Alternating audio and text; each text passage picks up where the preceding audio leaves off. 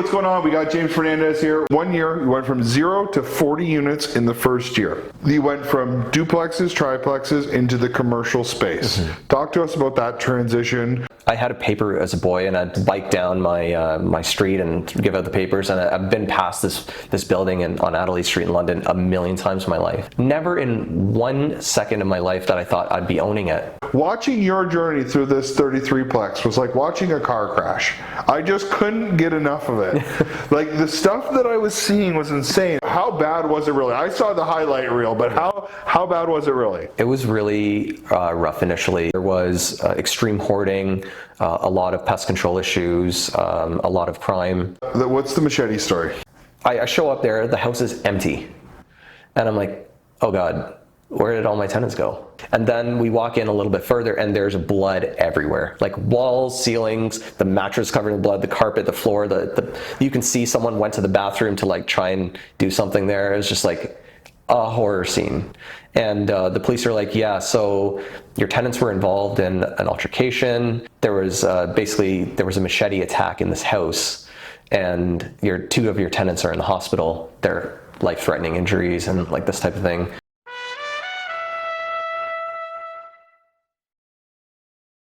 Hey, what's going on? We got James Fernandez here. We're going to go back to how James got started with strangers in his house after a real estate conference. Then we're going to dive into his involvement in the real estate business, small multis into big multis. We're going to talk about the Machete House, which is exactly what it sounds like. And we're going to finish off with, the escalation of storage facilities. So make sure to watch this episode. All right, James. So we're going to dive in here. We're going to get to know, who you are, your journey, some of the strategies that you're focused on. I want to talk about some of your Instagram stories that I've seen over the years. So let's just start with like the basic stuff. Who are you? What's your background? How'd you get into this? And we'll just kind of go from there. Sure, yeah. How this all started for me is I attended a real estate conference back in 2019 or so. I started learning a little bit about that, not only that this was possible and legal and tax beneficial and all these other things. These are not things I'd learned previously, even with like my obsession, I guess, for learning. I was working as an engineer full time, and after this conference, I learned about the Airbnb strategy. So that's when I had just literally thrown all my clothes into garbage bags, threw them down into the basement of the single family home that I had owned at that point, and took some pictures. It was like a Sunday night, and threw it up on Airbnb. By Thursday, I had my first booking. Okay, well, let's just slow this down a little bit. So 2019, you go to a real estate conference. Yeah. You say you own your own home. Yes. You're working a job. What were you doing for work? Full-time engineer. So you're an engineer. You got a good job. You got your house. You go to this real estate conference, and you come home, throw your personal belongings in the basement, and let strangers come into your house. That's what we're starting off with here. It was very motivational conference, I can tell you that. And but the problem was I didn't know what the hell I was doing. I'm telling my guests, like, you're my first guest ever. And I'm telling, my wife or girlfriend at the time, like, I don't have enough towels. I have one plate, one spoon, one fork, I'm just living by myself. It's up Typical here. Dude, yeah. So I'm like going out to HomeSense Winners, whatever, just grabbing all this stuff, and they check in on Thursday, and I'm telling them, like, please, I need a good review. Just tell me whatever you want. Like, I'm just downstairs, right, sleeping on an air mattress, because I didn't have, like, downstairs was not done yet. So essentially at that point, my Airbnb upstairs started. And started house hacking in that sense, and I started renovating the basement myself. Okay. Fast forward 6 months, reno's done, refi starts, and I'm holding a check in my hand that's double my annual salary at that point. And I'm like, I don't even understand how I did this part-time after work. Like, this isn't real. And I got addicted at that point, holding that and trying to figure out how I could do it again. This is an addiction Mom and Dad can be proud of, so it's said. Well, they thought I was very crazy. I mean, where I was raised to fear debt in general. Okay. So that type of thing. So breaking out of that mentality was important as well. But leveraging that refi money, I used that as down payment on 2 other properties. Okay. And that was a duplex and a triplex. So that kind of kick-started my journey in 2020. The first duplex I purchased, it was very rough. The smells like money kind of quote. When you walk in, it was pungent. Right. Pungently money smelling. I'm pretty sure that one of the people that was walking... Money and cat piss have a similar smell, don't they? Well, like the person I was walking through with at the time, like during the showing, stepped on it like a piece of cat poo too, with his like barefoot or sock or something, and we're like, I'm never going in without shoes again. Yeah. This is just not happening. So duplex, triplex, they were both very rough, but I knew that if there's some strategic renovations, there's lift. Yep. And that's basically was my plan. So, at that point it was March, April, May 2020, the start of COVID for everything. People were quite worried to take action, but the numbers were working. And that's all I really cared about at the time, because I knew that if the numbers worked, the market can do whatever it wants, because I'm buying down here regardless of what's happening up here. Yep. So I kept focusing on that strategy, ended up ramping up, bought some more fourplexes, and ended up towards the end of the year purchasing 12 or 13, I can't remember, like townhomes in Corunna area near Sarnia, also a 6-building portfolio, 17 units in London, really downtown London. So between strangers in your house, Stranger danger, yeah. and this growth, what's that time period? How long is that? It's about a year. About a year. So you went from moving into your basement to how many units in the first year? It was around 40 units. 40 units. And in that 40 units, did you start taking on partners at that point? Yeah. Okay, so you were teaming up with people who either had some down payment money, qualified for the mortgage. You were doing the work. You were managing the asset. I was managing the work. Yeah. After that first reno, I realized that it took me 6 months to do that one basement. That's not scalable or feasible to continue scaling like that. So I started developing building relationships essentially with contractors, and making sure that I'd give them a small job to kind of test out how we work together, and then start scaling from there. Okay. My background in engineering allowed me to really implement systems and scale. Okay. So one of the things, like I know it seems so simple, but one of the things that was really effective was I just have the giant piece of paper in every single room, and I just write down, this is what needs to happen in each of these rooms. And then when the guys are done, they just cross it off. And at the end of every week, what I would do is have them wrap up, like, this is what is left in the materials room, this is what we need for next week. Over the weekend, things would get ordered and delivered, and then we'd start again on the next week. So it was very easy to systematize things like that. And then once the crews got used to the colors, the materials, the thing, because it's just repeat. Yep. Then I didn't even need to do that anymore. They just walk into a room, they know this is going to take 3 days and $5,000. I love when you talk about, a paper and pen in each room. As where you are now, we're going to talk about what you're doing and the size you are, and I do similar large scale renovations, and in my business operations, I have all these tech systems and CRMs and stuff, but like the guys on site, they don't do that stuff. They're hardworking trades guys. They want a list, and they want to check it off the list. So I love that you're building processes and systems that are relatable to your team and your staff on site. Well, like part of it was really a failure on my end, where I was like very into implementing things like Monday or Trello or something like that, and the guys are like, I can't use this, or the hammer just dropped on my phone and it's over. Like, none of that worked. So I started just exporting, like literally just giant printouts of it. Yeah. And it worked. Well, I know you're an engineer, so I know you have a spreadsheet. Yeah. So I know that's the case. And here's another fun fact about that. You actually don't want those guys on their phones. Yeah. It's a distraction from the work, right? They got their girlfriend, their mom, their buddies messaging funny Instagram videos in their chat. Yeah. Like it's a distraction to the job. So if you keep the lists out, organized, their phones are away, and they're focused on the task. Yeah, okay. I found that it was a mistake and a pivot back to like kind of old school that was really effective. Yeah. But yeah, like bringing on people that could bring money, or bringing on people that could qualify. I found in general when I started learning about all of this, like I wanted to do it with my friends. I wanted to like grow together, essentially. So it was a very easy sell in that sense of like, look at this, we're buying it for dirt cheap. Look at these comps. This is where we're going to be or higher when we do this stuff. Like, do you want to play? Let's do this. What was that? So dealing with the people, friends who didn't go to the real estate workshop, didn't go 2 feet in, and I imagine the properties you showed them weren't the prettiest things on MLS. Was everyone just yes and in? They wanted to do business with you, or was what was the feedback dealing with like non-real estate people buying these assets that are maybe not in the best condition?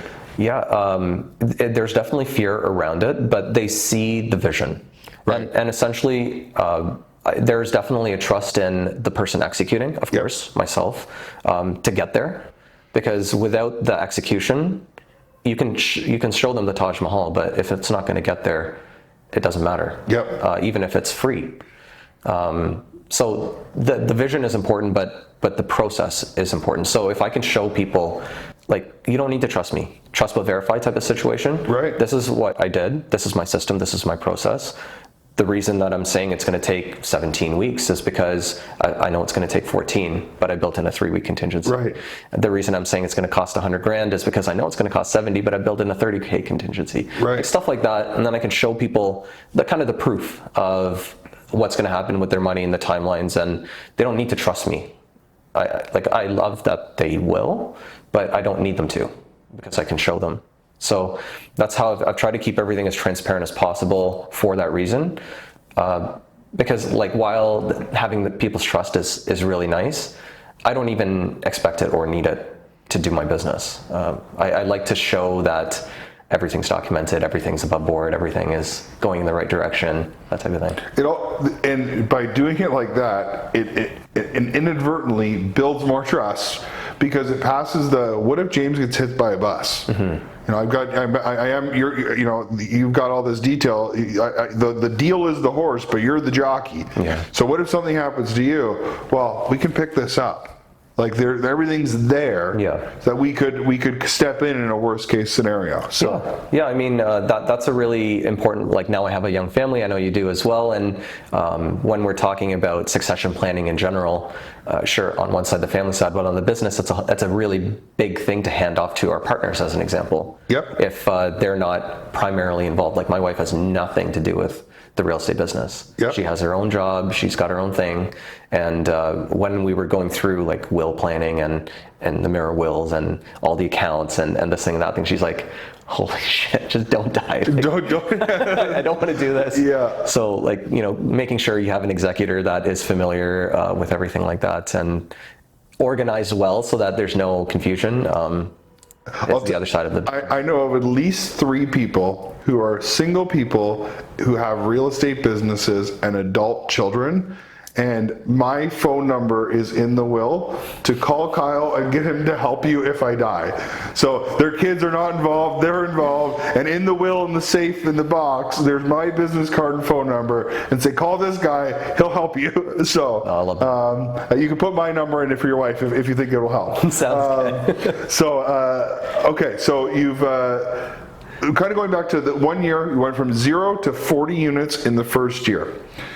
And you went from duplexes, triplexes into the commercial space. Mm-hmm. Talk to us about that transition. Did you do it too soon? Did you do it too late? What was that process like? And once you've gone big, are you going to go back to the small? It's a leading question. I probably know the answer to, but talk to us about that. Sure, yeah. So yeah, I was buying these duplex, triplex, fourplex type of things, stacking up what I imagined as like the Monopoly game. You buy these houses and then you collect them all and you put it into a hotel. Yep. That in my head, it was like this kind of fantasy in real life, trying to play out that type of thing. But what I realized very quickly is that when you pivot to the commercial side, so let's just call it to be kind of easy, 5+ units on the RBC side, or 6+ units for everywhere else on the commercial side for lending. It was like a light bulb came on, where it's like, oh, my income doesn't matter anymore. Now you're looking at my, let's just say, credit score and personal net worth primarily, and then of course the building, so asset-based lending. And as soon as that happened, I was just like, why? Like, now the scalability is just a whole other, like, this. It's not a door that's open; it's a wall that's just blown away.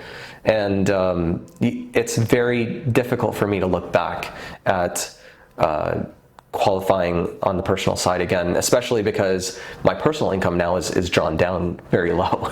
So, I could probably qualify for a shack right now on the personal side, but on the commercial side, it makes much more sense. Well, it's a fundamental thing. You've built a business. In order to operate the business, you'll need to leave your job. Your job was how you got the original income. There needs to be a gap that fills that. And by the way, I think we're going to name this episode "Don't Open the Door, Blow Down the Wall." I really like that. Okay, so you moved into commercial financing. It aligned not only with your personal financial situation of leaving your career to go and full on real estate, but it also opened your mind to, it's not about how much I can earn, it's how much income the assets can earn. Yes. And in doing that, I was always raised to work hard and, get a good job and that type of thing. But that brings you to a point. Like, even if you're making, that $1,000 an hour and you're working 24 hours a day, 365 days a year, there's a cap. Yep. And it doesn't matter what that amount is per hour, there's still a cap. And once you step away from that and your time is not tied to money anymore, you know this very well, then the scalability is unlimited in that sense, right? So absolutely. Time is irrelevant from that point. And that's what really attracted me to it, because at that point I was working 20 hours a day, sleeping 4 hours a night, and putting in the work as I was raised to. Yep. But that can only take you so far. So making that pivot to commercial was really beneficial, because now I actually was able to refocus on my health, refocus on my sleep, refocus on my eating, refocus on my exercise, while the portfolio is still growing. And again, I can't see myself going back as a result. So once I'm in the commercial space, I start looking at bigger projects. The 6 building, 17 unit portfolio was under commercial financing. And that was all duplex triplexes. Spread, not beside each other, spread around. They're in an L. Okay, so they were, and then we got one blanket commercial mortgage on it. Okay. That was the first time I even knew you could do that. Yeah. So I was like, oh, well, maybe I could do that on the rest of my portfolio potentially too. And it basically just opened my mind, that wall's gone now. And I started looking at other things from the commercial lens only. So at that point, I'd also met another mentor of mine that was kind of goading me, why aren't you buying apartment buildings? And it was probably guess who this is. It was Alfonso. It was Alfonso, yeah. And I was like, what do you mean? I never even thought I could own it. I had a paper as a boy, and I'd bike down my street and give out the papers. And I've been past this building on Adelaide Street in London a million times in my life, and literally biked past it, paper route. Never in 1 second of my life that I thought I'd be owning it, as an example. So when we're looking at that type of wall gone, now all of a sudden it's okay, not only can I own an apartment building, but now I do, and now it's too small. Right. Let's keep going, let's scale up. So it was a cool transition mentally as well. Was the first building, was that the 33? The first big building was that 33. So that was the 33. So let's talk about this one. This is where I guess I noticed you on Instagram. We met at the conference, but I really was like, holy shit, James is doing a lot of stuff here. You bought this 33 unit building. I guess it smelt like money is the way we can say this, because I want to, we invited Kayla Andrade on the show with Ontario Landlord Watch. She couldn't come this time. I hope she can come the next time. She runs an amazing Facebook group to help landlord awareness. A lot of information. There's a lot of horror stories that get shared on there. So I try not to read too much about it because it's negative. But watching your journey through this 33-plex was like watching a car crash. I just couldn't get enough of it.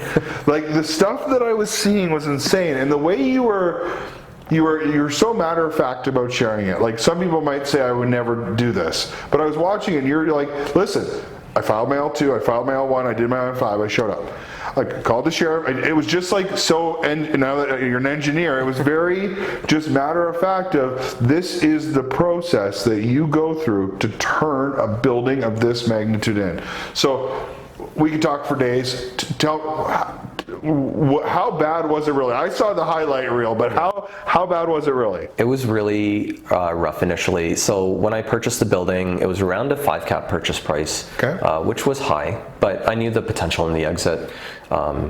That wasn't what was intimidating to me. What was intimidating to me was the scale of the problems to fix and the timelines. I needed to compress those timelines so that I didn't drown myself in debt before I could refinance. So when I purchased the building, it was making around $17,000 a month, which is, for a building of that size, very low, considering the debt on the building at that point was around $30,000 a month.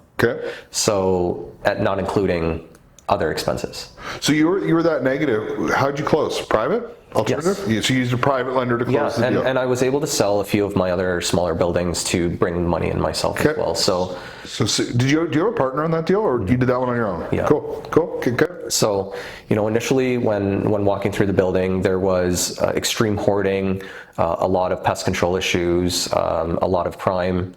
So I just basically put it again on a spreadsheet and then started making notes on exactly what needs to get done. And initially I had hired paralegals, but I found that I was spending a lot of money for results that were so-so. So I started getting really familiar on it, and I had a lot of experience at that point, but I started doing a lot of this stuff myself. And I found that people really connected with it on socials, so I just kind of got drawn into it more and more. Yeah. So like the worst one in there, it was a bachelor unit that had basically floor to ceiling garbage bags.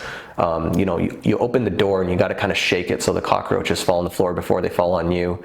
I never look at the heebie-jeebies. It's gross. It was bad. There was animals in there that were locked in there without food or water.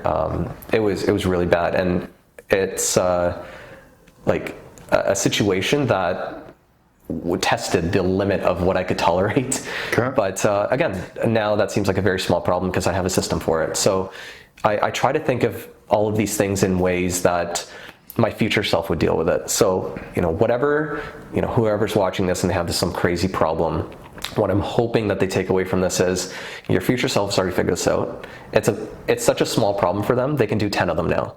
So you just have to figure it out this one time. Future you is going to systematize it and do it 10 times. It's not a big deal. Love that. That's amazing. So for example, to break down that specific problem, there's like kind of a few major issues. The hoarding, that's junk removal. The pest control, call pest control. The eviction, few forms to fill out and to wait for a hearing, or you can take some other avenues to remove the tenant. So 3 major problems. The order of operations is important on how you deal with it. So for example, if you remove all the pests first, then you're not spreading the pests through the building as you remove the junk. Don't make that mistake like I did the first time. Got it. Okay. So pest control first, junk removal next, that type of thing. And honestly, that's an honest mistake. I almost think you want the junk out so you can really clean the. I would have done the same thing. Honestly, if you didn't tell me, I would have get everything out so we can actually do this and clean this. But you spread the issue. Got it. And like in a single family home, that's probably the best way because you're not spreading it anywhere. Right. But in a building where there's a bunch of other people living there, these pests are kind of spreading out. So pest control, remove the junk, pest control again, that type of thing. Okay. And which brings us to our previous episode. There's no shortcuts. Yeah. There's no short. You had to spend the money twice. You had to do the first pest control to try to reduce it, get the junk, and it's not done. If it's a major problem, they got to come back. Yes, definitely. Yeah, the no shortcuts is absolutely critical. When we're looking at systematizing that going forward, you have regular inspections that can help with that. So you're obligated as a landlord to do, let's just say, annual inspections for fire alarms and smoke detectors, CO detectors. When you're in there, why not also check for leaking things or dripping faucets, for hoarding issues, for food left out? These are things that you can just regularly implement. It's not expensive to do a walkthrough. A student could do that with a camera phone. Right. Like everyone has a camera on their phone right now. So it's very inexpensive to be on top of these things. So, just walk around with a broom and poke the smoke detectors, make sure the batteries are fine, change the batteries out every now and then, and take some pictures of issues under the sinks. If there's food left out, just be on top of it. No shortcuts. Yeah. So now that that's systematized, then I start going through the whole building. There was probably 22 tenants I evicted out of there. And there was definitely some pushback from my community, not just like people that don't know me, but even people that do, saying like, how could you evict all these people? How could you like, be this guy? How could you be so like immoral? Right. Putting these people on the street, that type of thing. And those are hard conversations in general, in public, let alone with your family and friends. Yeah. And then it was an easy conversation after I showed them the pictures. Right. So for those watching on YouTube, we're going to try to actually show some of these pictures so you can see it. This is definitely a conversation we want to have around the moral issue of removing tenants. Mm-hmm. In scenarios like this, this place was borderline condemnable. Like it was pretty. It's pretty rough. It was pretty rough, and people probably shouldn't have been living there in those conditions anyway. So, talk me through that. What was that process like? Sure. From what I remember, there was lots of different eviction processes there. Yeah. Some were for factual reasons that these people had to go, non-payment, safety, crime, kind of run through the gamut here of what you went through on this. Sure, yeah. So in Ontario specifically, we have different forms for different types of things. So for non-payment of rent, as an example, it's a Form M4 and a L1 application that you'd file. For damages or basically not following the rules, you can use a Form N5 and an L2 application. If there's crime and it's more urgent and important, you can use a Form N7. Many different types of things. So non-payment of rent, late payment of rent, persistent late payment of rent. All these types of things are things that we can implement.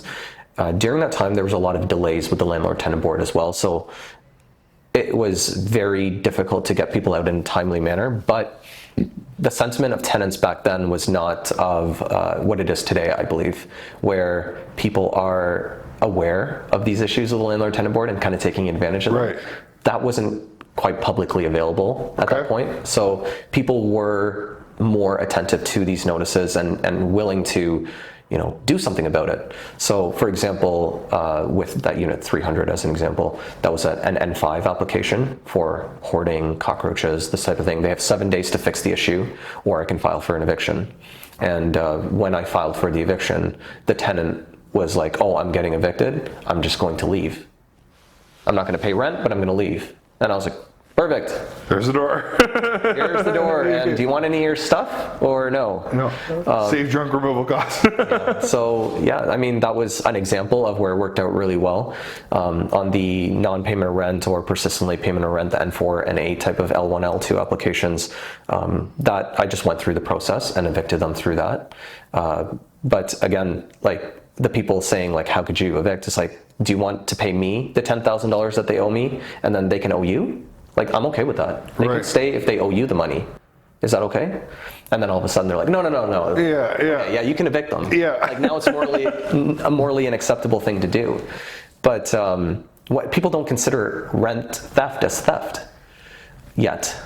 Yeah. Yet is the big one because it needs to happen. You take an apple from a grocery store and you're a thief. Yeah. You take $10,000 of rent from James's family and his child, and it's part of the process. It's part of it's insane. So. Yeah. So like I know you're talking about Kayla. When I was looking at my front lobby, every month I kind of check it. Right now, around $350,000 is owed in rent. 350,000. Should we tag Dougie on this? Dougie Ford and another hardworking 34-year-old supporting a family, taking risk, investing in the Canadian economy, is stolen $350,000, and that's just been acceptable. That's just today. It's money I'll probably never see. Yeah. So.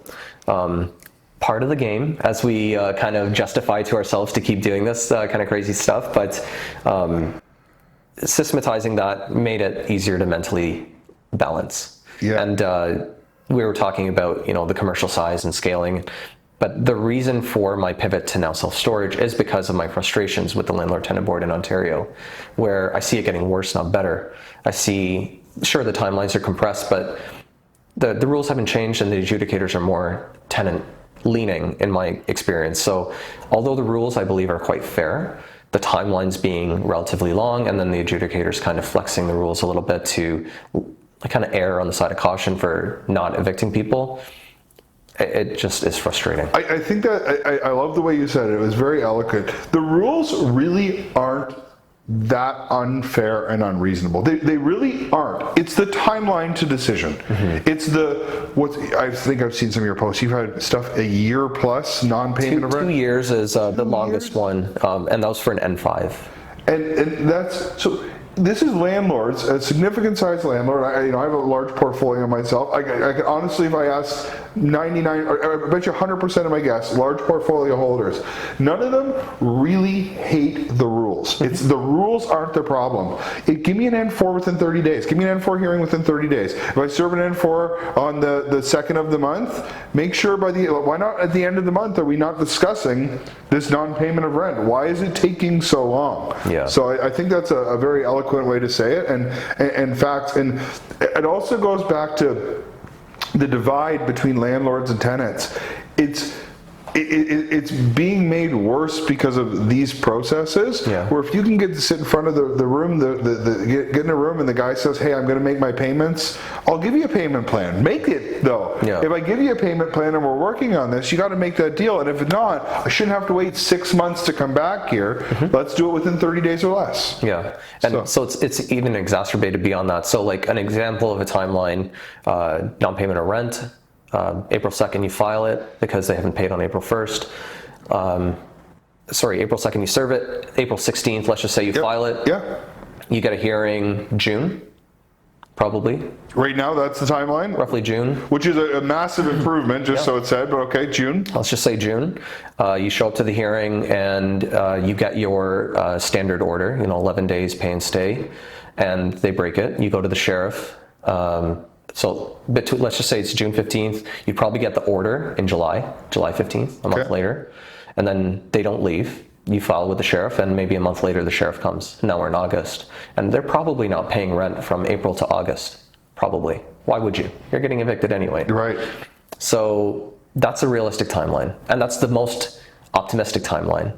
But let's just say there was a payment plan at the hearing rather than a standard order. So now it's called a Section 78, where you can meet this, and if they don't make that order, then you can file for another application for the eviction.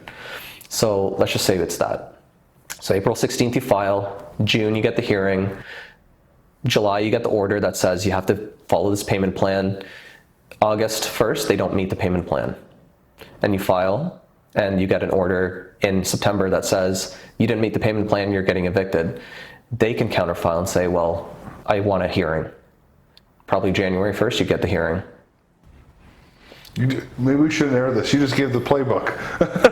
That's normal. That's normal. And there's too many tenant groups teaching how you wait to the end day, you file the year, you delay. Yeah. And so this is common knowledge these days in tenant groups. Yeah. It wasn't when I did this initial building. Yeah. So people were more attentive to these forms and more willing to work with the landlord on getting these things rectified. And they knew that back then, at least, there was consequences.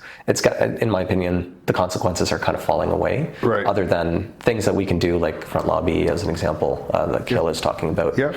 So anyone who doesn't know, Front Lobby is a website or an app as well that allows, for the benefit of tenants, they can have their rent payments be filed on Front Lobby and actually build up their credit score, which I thought was an amazing thing. Yep. So many tenants, we hear all the time, I pay my rent every month, why can't I qualify for a mortgage? So Front Lobby actually, for the benefit of the tenant, allows them to build up their credit score. Yeah. And 99% of tenants are happy to do this and build their credit up. Yeah. For the 1% that's going to take advantage of the system, it allows us to actually report the delinquencies against their credit report and negatively affect their credit. And this goes back to the divide between 99% of tenant-landlord relationships are great. Yep. Everyone's good. Maybe the tenant wishes the fridge got replaced a little quicker. Maybe the landlord wishes they didn't. They paid on actually the first, not the third. But most relationships are fine. Yeah. And it's the 1% that makes the news and makes the headlines. Yeah, so. and in fact, makes it really challenging for good landlords and good tenants to have good relationships. So for example, we've got a tenant that she had some surgery issues and delays with work and everything. So she owes $3,000 to $4,000. Very good communication, easy to see like there's some sort of progress. We haven't filed for eviction. She gets you what she has when she has it. Yep. She communicates. Yep. But there's no way we would take her on. Right. It's too risky. Right. So she's an existing tenant. We have an existing relationship. That's fine. Yep. But let's just say she came to you, Kyle, and said, I can't pay you right now for the next 3 months. Can I rent here? There is no way you would do that. I can't. It's too risky. I can't. It's too risky. But if on the other side you knew that the landlord-tenant board would be able to remove her in 30 to 60 days, worst case scenario, so your losses are mitigated, then you'd maybe take a risk. You'd maybe do that. The bad tenants are really ruining it for the good tenants and the good landlords. And it's, in my opinion, it's only the bad landlords as well as the bad tenants that are getting away with all of this stuff. Yeah. Because even the tenant issues are taking a year or two to get resolved. So yep. Hopefully that's kind of my segue into the self-storage side. I want to go there. We got a few minutes left. So the last thing, tell me what's the Machete story? Oh yeah. Because I got to hear this is the 33 units. What's the Machete story at the 33 units? I mean, and that should dovetail nicely into your new tenant profile, which is storage. Yeah, I mean, Peter behind the camera was one of the first people through that property with me after I found out. So it was actually hilarious. Like I'd just gotten engaged and telling my wife, like we're growing the portfolio and like it's going to be for us and our family, that type of thing. And I'm like, I put this one in our name. So like this is like your first rental property. Right. And 2 weeks later, one of my friends is driving by. He's like, hey, isn't this your house? And it's like police tape everywhere. And I'm like, what the fuck is going on? So I'm Googling. And then I see the news report and no one's called me yet. And so then I'm calling non-emergency police. I'm like, hey, like my property's in the news and like no one's told me anything what's happening. They're like, oh, you're the new owner. We were calling the old owner. He didn't give us your information. Yeah, there was an incident. Could we meet you at the property? I'm like, sure. So I go there not knowing anything that had happened. And this was a property, it was like kind of a rooming house situation, 5 bedrooms, each about $600 a month. So like about $3,000 gross. Yeah. For a duplex. It was fine. Yeah. Doing very well. And I show up there, the house is empty. And I'm like, oh God, where did all my tenants go? And how am I going to get paid on this? Like, what's going to happen? And then we walk in a little bit further and there's blood everywhere. Like walls, ceilings, the mattress covered in blood, the carpet, the floor, you can see someone went to the bathroom to like try and do something there. It was just like a horror scene. And the police are like, yeah, so your tenants were involved in an altercation. There was a machete attack in this house and 2 of your tenants are in the hospital. They're life-threatening injuries and like this type of thing. No one, died in the house or anything like that, trying to like calm me down. I'm like, dude, nothing you're saying right now is calming me down. This is ridiculous. And then I call my wife. I'm like, yeah, so that house that I just put you on? Don't look in the news for this address. And anyway, so that was ridiculous. So I call that the Machete House because of this nonsense. It ended up being because the tenants had stolen marijuana plants from people that tracked them to the house, and yeah, machetes. Got it. So everyone's excited about being a landlord in Ontario. If you're wondering if there are other options that you could invest in, James, why don't you tell us about your new tenant profile and how your focus has shifted now? So I had done a bunch of flips in the late 2021, early 2022 market when we were kind of peaking in the market, and I'd collected an amount of cash that I didn't want to reinvest back into the residential side, just to diversify things. Yep. And kind of reduce my frustrations, I guess. I was working with a business partner, still am, and we were doing all our flips together. We had collected this pot, and we're like, let's try something else. So we're thinking of like businesses as well as real estate, so like car washes, laundromats, self-storage. And we had come across a couple opportunities on the self-storage side that seemed really attractive. And we decided to pivot into the self-storage asset class. So we ended up buying 3 storage facilities. And they're each kind of unique. One was on 5 acres of land, but a small facility. So we landscaped, added more units. Another one was an abandoned restaurant that we converted to climate-controlled self-storage. Cool. And another Where one. was that one? That one's out near Cornwall. Okay. It's in Martintown. Okay, cool. And the other one actually ended up being in the States. It's in Illinois. And again, very small facility, but we have the capacity to double the storage there. So all of these types of things ended up being where we pivoted to. The tenant profile there is completely different. So I know most people, when they hear storage, they think of Storage Wars. And I would say that, Yep. 25% of big old Dave, I wonder what he's up to. Yeah. 25% of our tenant profile is those types of people. They're kind of the hoarders, but they pay us. Yeah. And they're classier hoarders. They buy separate space to hoard in. Yeah. Right? So. Yeah, and they're happy to pay to keep it there. Another 25% or so, I would say, are people in between homes, so buying, selling, keeping stuff out of the way for viewings, so they're just temporary storage. Yep. And then the other 50%, I would say, are business owners. So we've got landscapers, snow removal companies storing winter stuff in the summer stuff in the winter. We've got stagers, we've got the Red Cross, we've got the church knitting club, we've got, like those types of things, 50% or so of our customers. Right. So there's almost no business out there that's going to not pay their $200 in storage and lose their $100,000 in tools. Right. There's no way. Right. So it's automated credit cards, automatic lockout, because the gate is tied to the payment processor.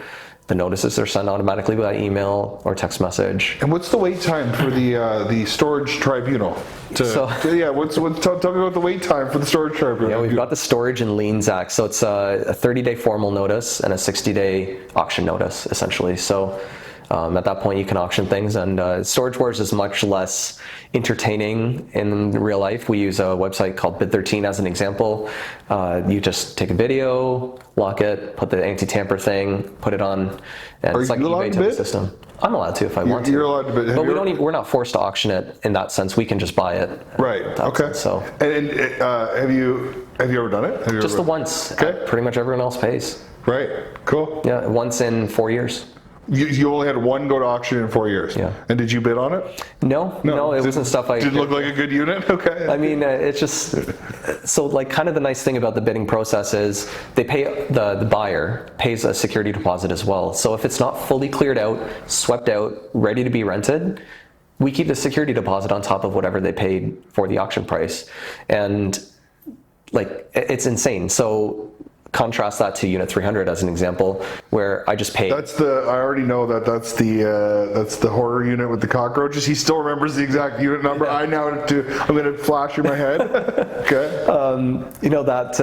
That's $10,000 in pest control, junk removal, cleanup before even construction, versus I just made $300 in profit on a unit that's cleaned out for me and ready to be rented within a week or so. Amazing. So it's a little bit different. The tenant profile, people are attached to their things.